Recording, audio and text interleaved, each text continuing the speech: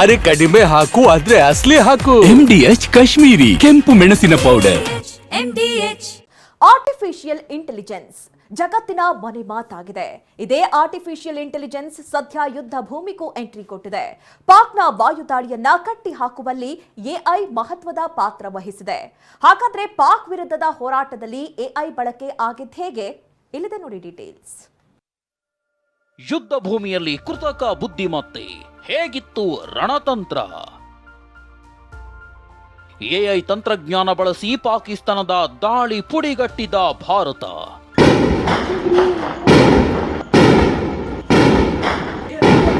ಪಾಕ್ ಉಗ್ರರು ಪಹಲ್ಗಾಮ್ನಲ್ಲಿ ನೆತ್ತರು ಹರಿಸಿದ್ರು. ಇದಕ್ಕೆ ಪ್ರತೀಕಾರವಾಗಿ ಪಾಕ್ನೊಳಗಿನ ಒಂದೊಂದೇ ಉಗ್ರ ನೆಲೆಗಳನ್ನ ಭಾರತೀಯ ಸೇನೆ ಚಿಂದಿ ಚಿತ್ರಾನ್ನ ಮಾಡಿ ಹಾಕಿತ್ತು. ಇದಾದ ಬಳಿಕ ಪಾಪಿ ಪಾಕ್ ಭಾರತದ ಮೇಲೆ ಎರಗಿ ಬೀಳೋದಕ್ಕೆ ಇನ್ನಿಲ್ಲದ ಕಸರತ್ತು ಮಾಡ್ತು. ಆದರೆ ಇಂಡಿಯನ್ ಆರ್ಮಿ ತನ್ನ ಸೇನಾಬಲ, ರಷ್ಯಾದ ಶಸ್ತ್ರಾಸ್ತ್ರ ಹಾಗೂ ಇಲ್ಲಿನ ಏರ್ ಡಿಫೆನ್ಸ್ ಸಿಸ್ಟಮ್ಗಳನ್ನು ಪರಿಣಾಮಕಾರಿಯಾಗಿ ಬಳಸಿಕೊಂಡಿತ್ತು. ಇನ್ನೊಂದು ಸಂಗತಿ ಏನಂದ್ರೆ ಯುದ್ಧಾಸ್ತ್ರಗಳಿಗೆ ಸಾಥ್ ಕೊಟ್ಟಿದ್ದು ಭಾರತದ ಎಐ ತಂತ್ರಜ್ಞಾನ.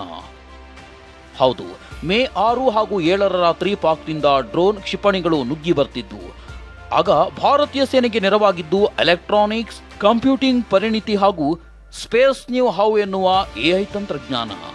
ಆಕಾಶದಲ್ಲಿಯೇ ಪಾಕಿಸ್ತಾನದ ಡ್ರೋನ್ ಕ್ಷಿಪಣಿಗಳ ಪತ್ತೆ ಹಚ್ಚುವಲ್ಲಿ ಎಐ ಕ್ಲೌಡ್ ಆಧಾರಿತ ಏರ್ ಕಮಾಂಡ್ ಮತ್ತು ಕಂಟ್ರೋಲ್ ಸಿಸ್ಟಮ್ ಬಳಕೆಯಾಯಿತು.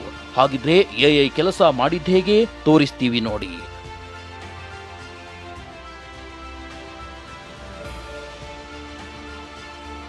ಪಾಕ್ ವಿರುದ್ಧದ ಹೋರಾಟದಲ್ಲಿ ಎಐ ಕ್ಲೌಡ್ ಆಧಾರಿತ ಅತ್ಯಾಧುನಿಕ ತಂತ್ರಜ್ಞಾನ ಬಳಕೆ ಮಾಡಿಕೊಳ್ಳಲಾಗಿದೆ.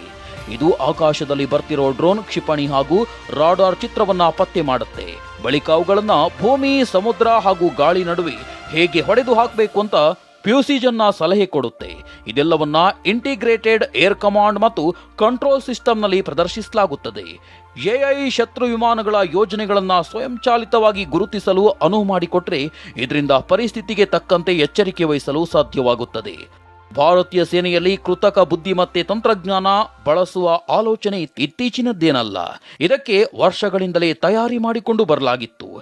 ಎಐ ಬಳಕೆ ಸಾಗಿ ಬಂದ ದಾರಿ ಬಗ್ಗೆ ತೋರಿಸ್ತೀವಿ ನೋಡಿ.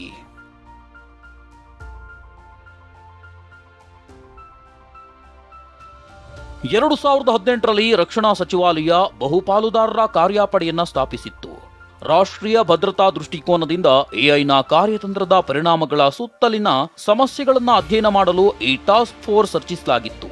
ಈ ಕಾರ್ಯಪಡೆಯ ಶಿಫಾರಸುಗಳ ಆಧಾರದ ಮೇಲೆ ಡಿಎಐಸಿ ಅಂದರೆ ರಕ್ಷಣಾ ಎಐ ಮಂಡಳಿ ಮತ್ತು ಡಿಎಐಪಿಎ ಅಂದರೆ ರಕ್ಷಣಾ ಎಐ ಯೋಜನಾ ಸಂಸ್ಥೆಗಳನ್ನು ರಚಿಸಿತ್ತು.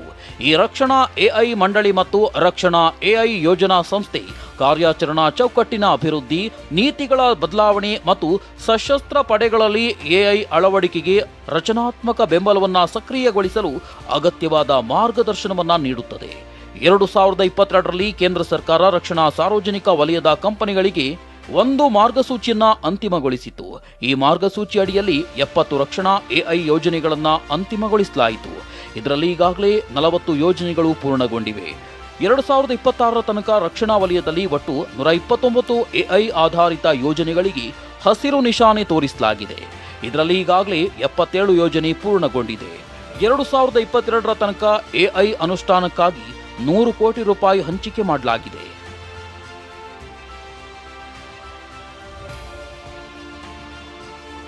ಇನ್ನು ಭಾರತ್ ಎಲೆಕ್ಟ್ರಾನಿಕ್ಸ್ ಲಿಮಿಟೆಡ್ ಭಾರತೀಯ ವಾಯುಪಡೆಯಲ್ಲಿರುವ integrated air command and control system ಅನ್ನು ಅಭಿವೃದ್ಧಿಪಡಿಸಿದೆ.